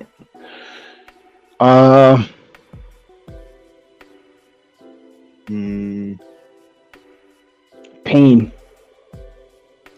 Pain's from a good, Naruto. Pain is a good pull. I thought of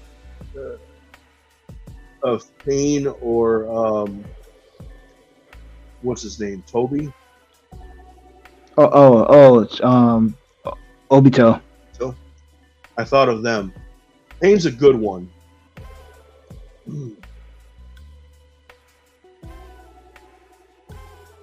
But I am tempted, very tempted to say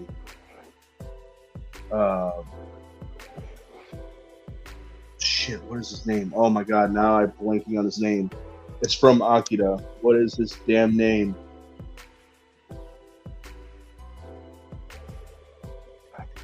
Dude, I'm tripping. What is his name? Tetsuo. There we go. Never mind. I was like trying to remember his name. Tetsuo from Tetsuo Shima from Akira. Now he wasn't, but at the same time though, he wasn't like a villain for villain's sake. He kind of went crazy and became a villain.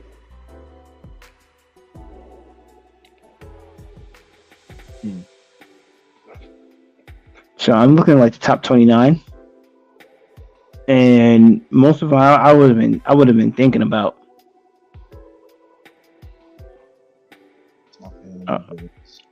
I don't know if you want to hear it. I don't know if you want to hear this. You want me to start from 29? All right. Okay. 29, Itachi, Uchiha, Naruto, Shippuden. That's what I'm saying. Like, gives you the whole backstory of why he did it and what happened. 28, Sukuna from Jujutsu Kaisen. Oh, Sukuna, yeah. Okay. I haven't caught up on Jujutsu Kaisen though, so I don't. I know he's like supposedly the ultimate evil, but I don't know. Yeah, I'm not caught up either. 27, Blackbeard. 26, Goku Black. 25, yeah, that's what I said. I don't know about that one. 25, Funny Valentine from JoJo's Bizarre Adventure. Okay. 24, Boros from One Punch Man. I don't give a shit. 23, Mahito from Jujutsu Kaisen. Ooh, fuck Mahito. I agree. I forgot bastard. Me too. Honestly, I did too. I don't know where this dude's from though. Hold on. It says Hiryo Setsuna. Opportunity to slay Tokita Oma ever. Yeah, see, I don't know number 20. I don't know where 22 is from. That one I don't know. It doesn't tell me. From 20. Kengan Ashura, I think, if I'm not mistaken. It's like it's a fight anime, if I'm not mistaken. Okay, see, I didn't see that one. I don't think I did. 21 is Takasugi from Gintama. Never 20. Me either. 20 is Suzuki Toichiro from Mob Psycho 100. Another one that I haven't watched, but I've heard a lot about. Oh, I forgot about this death. Yeah, me too. From Akame ga Kill. I completely forgot about her. Damn. Isabella from The Promised Neverland. Never watched it. I saw the first season. I think she's from the second season. Yeah, see, I never watched it. Oh wait, is she? Oh wait, no, she's the sister. Oh, okay. I didn't. I wouldn't imagine that she'd be that high up on this list. But okay. 17 is All for One when you're talking about from My Hero. Mm-hmm. This one I didn't watch enough to even know he was a villain, so I don't know. I don't know what this is. Aaron Yeager. Oh, I lied.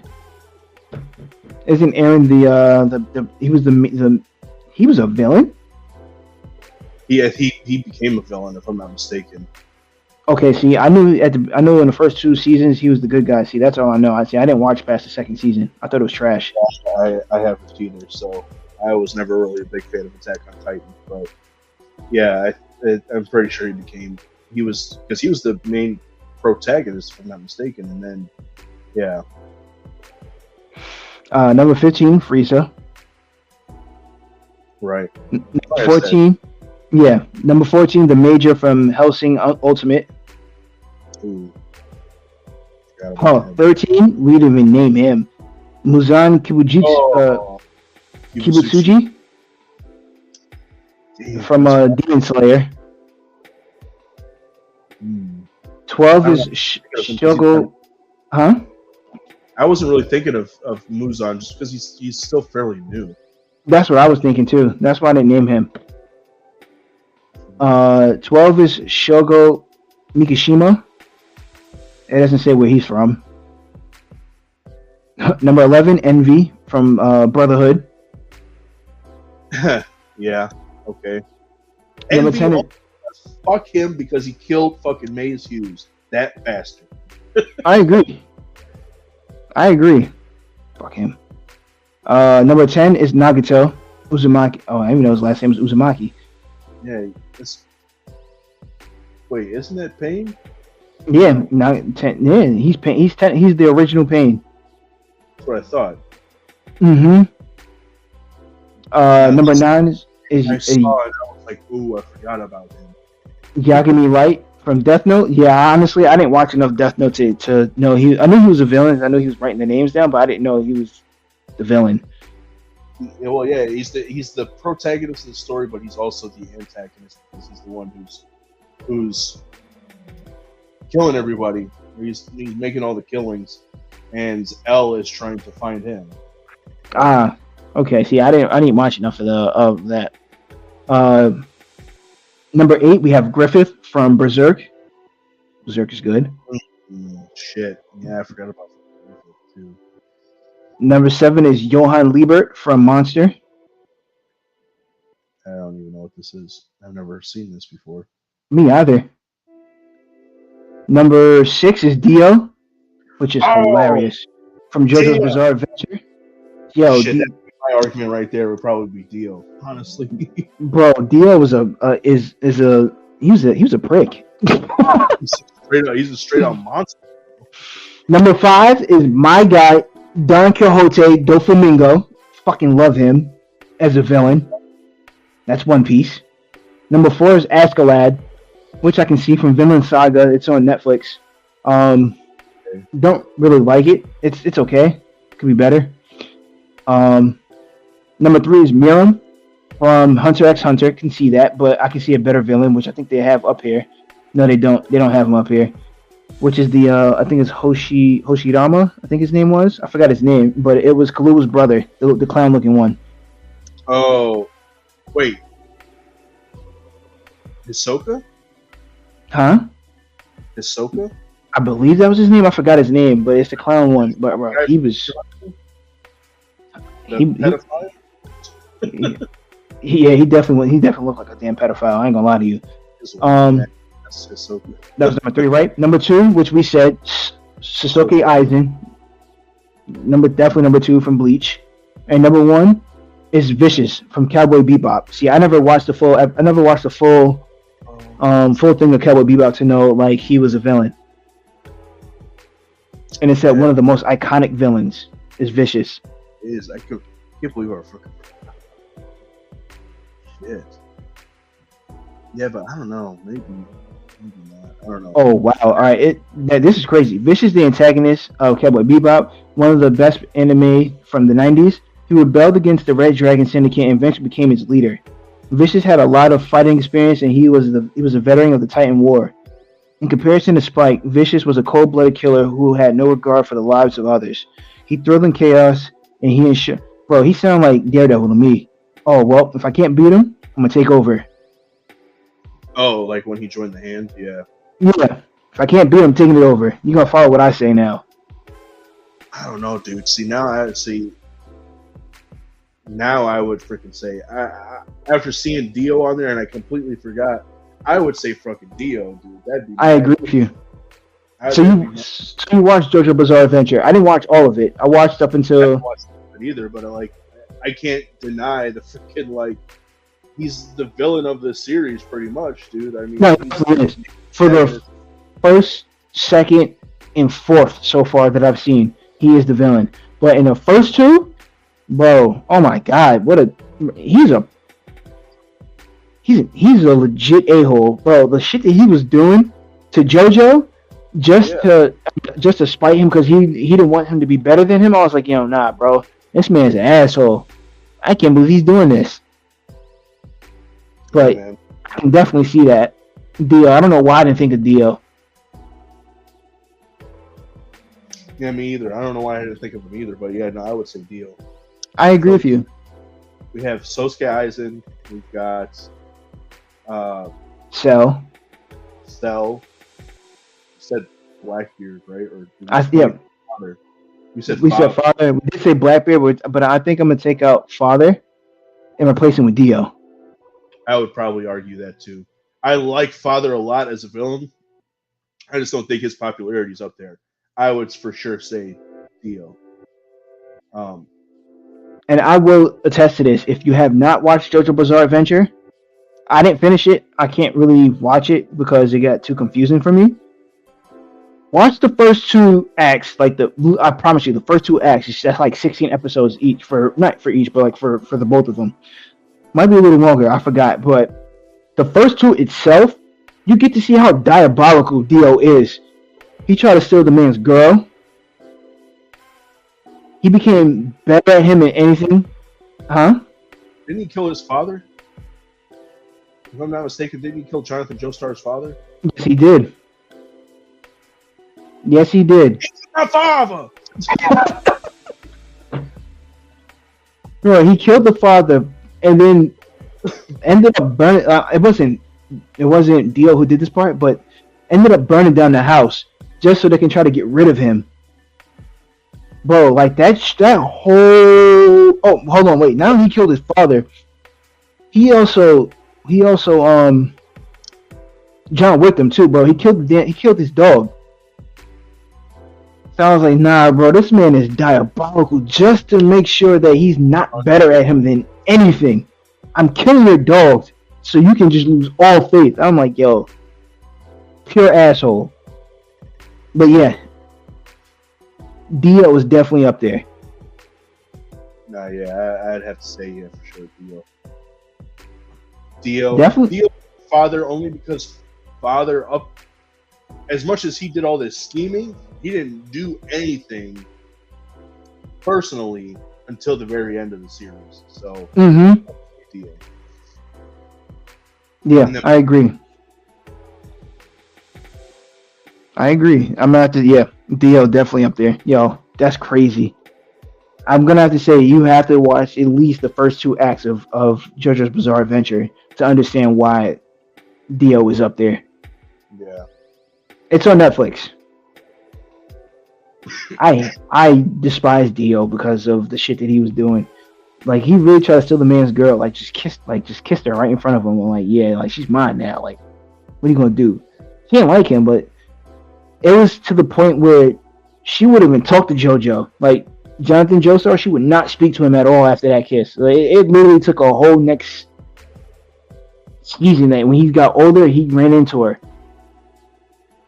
That's when she started talking to him again, and then they ended up getting married. They have a kid, and then they skipped the kid and went right into the grandkid. I'm like, bro, what the fuck am I watching? That's when I started getting confused, and I was like, all right, I'm done with this. I can't watch this anymore.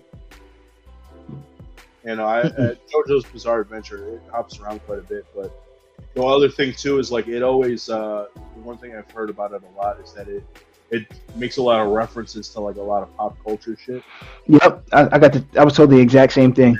Especially American pop culture. Mm-hmm. I was told the exact same thing. Yeah.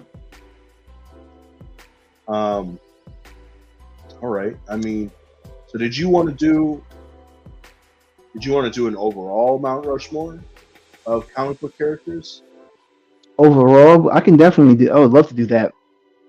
Yeah, Number one is Batman. Number one's Batman. Number two is Ninja Turtles. Ninja Turtles. Yeah. Number three is Spider-Man. Spider-Man. Number four. Star Wars. No. Number four, I'm gonna have to say probably Superman. I was gonna say Superman. No. Number five, Spawn. He's like that close one. Like he gets right up there. Man, I want them to freaking make a damn Spawn movie. A remake. Like I remember they started production on it back in like 2016 or 2017. They had Jamie Foxx attached to it as being Al Simmons / Spawn, and then after that they haven't freaking done anything with it, dude. It sucks. I'm not surprised. Actually, no, I take it back. Number five is Dr. Doom. Unless we're just doing the overall. Is overall like is heroes or overall or both? Oh no, we could do one of heroes and then one of villains if you want to. Okay, so then, yeah, number five is. We got Batman, Superman, Spider-Man, Teenage Mutant Ninja Turtles. And then villains, we've got Dr. Doom, hands down. Joker, hands down. I can give you the next three. It's not hard. Who? Dr. Doom, Joker, Lex. Lex is definitely a top tier villain. Like as much as we is, and he was on our villains top. He was on our villains DC list. And then number five, I'm just gonna have to say it. I want to put him there just because of the shit that he's done. Is Reverse Flash, because bro, like the shit that he's done to people. It's like 3 DC characters, though. Yeah, I know, but bro, like the shit that he's done. You know what? I take it back. I'm putting Shredder up there. Okay. Just to switch it up. Yeah.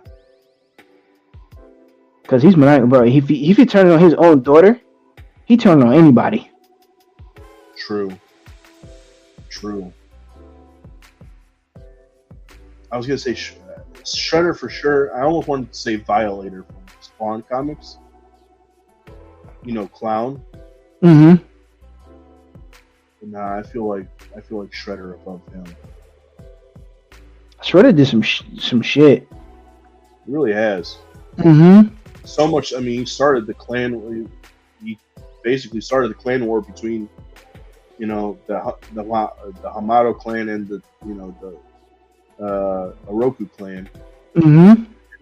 Freaking brought that shit over to New York, continued it into freaking, cut to, The Last Ronin, where they finally are trying to come to peace, and then his grandson is the one who freaking broke that peace. So, yeah, no, I would say Shredder. For sure. Yeah, the dude's man, bro. I don't even know how to start with Shredder. Just because he despises one person, it has to be a war. Mm-hmm. But yeah, I'm about to say Shredder's number. He's definitely on Mount Rushmore. These abominations, bro. It's not even just Shredder, Super Shredder. Oh, Super Shredder. TMNT 2, Secret of the Use. Oh man, Shredder, you're gonna kill us all. And so be it. Bro, funny story. Well, not funny story, but yo, do you know who plays Super Shredder? I didn't know this until recently. Kevin Nash. Really? Kevin Nash plays Super Shredder, or he plays Shredder in the second movie. I did not know that.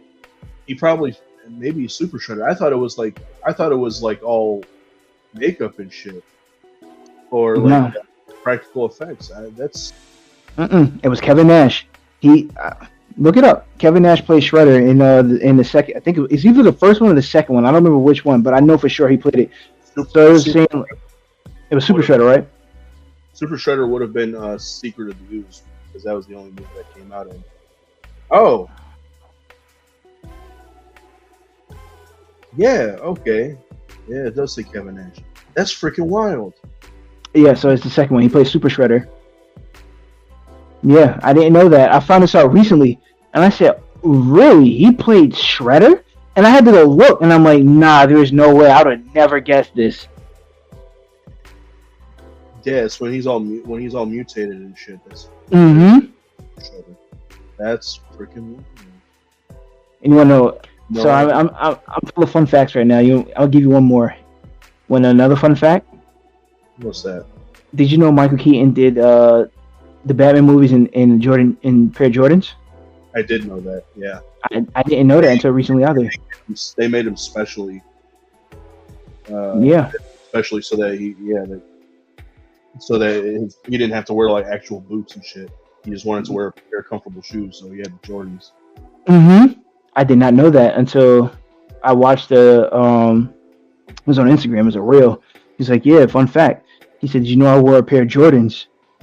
No, he said, did you know that? I forgot what he said, but it's like, oh yeah. He's like, yeah, I wore Jordans, and it was the Jordan 8s, I believe.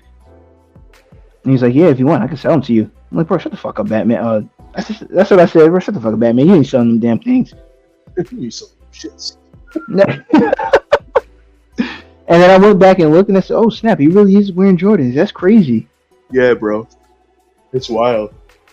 It's wild. Right, yeah, they made a special pair of Jordan for him to wear on set. Yeah. So those are my two fun facts for the day. Kevin Nash was Super Shredder, and then Michael Keaton wore Jordans.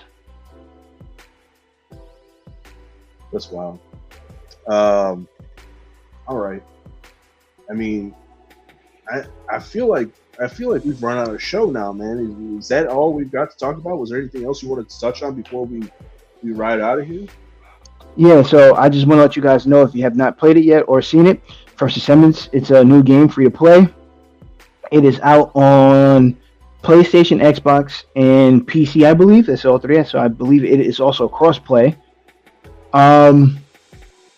If you like Destiny, you will like this game. First-person shooter. It's not first-person, excuse me. It's third-person shooter-looter game, which is actually not that bad. So definitely give it a shot if you want.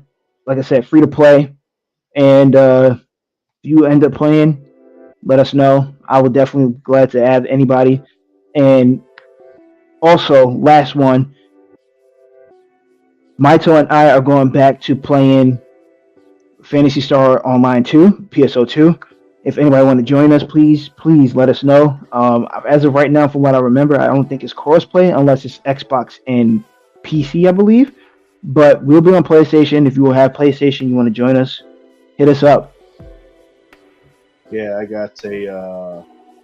You remember what your class is? No, but I got the katana. That's all I know. I think I'm a ranger, and I forgot the other part, but I know I'm a ranger because I got the sniper. I got a bow.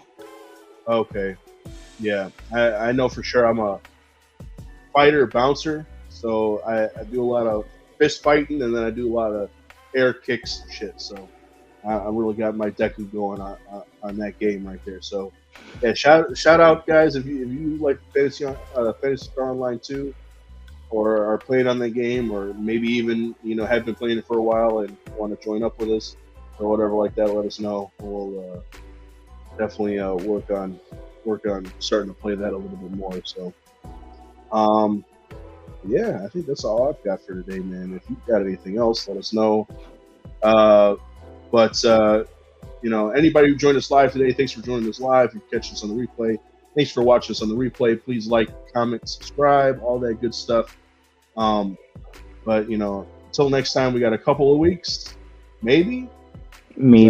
Somebody here might be having a new little Bankai joining the family soon. So it's not a maybe. It's definitely due to its time. 4 days. 4 days. 4 days. 4 days. Okay. So yeah, might be taking a little time off, but we'll see. We'll probably work around that one way. But that's all I've got for us today, guys. I think that's all Bankai's got for us today. So, I need you to do me a favor, though. You need me to do you a favor? Hold on. Yeah. Before I do anything, let me turn that music off. What is your favor? What the F would you possibly want? Can you please hit that outro? Done, sir. Peace. Away.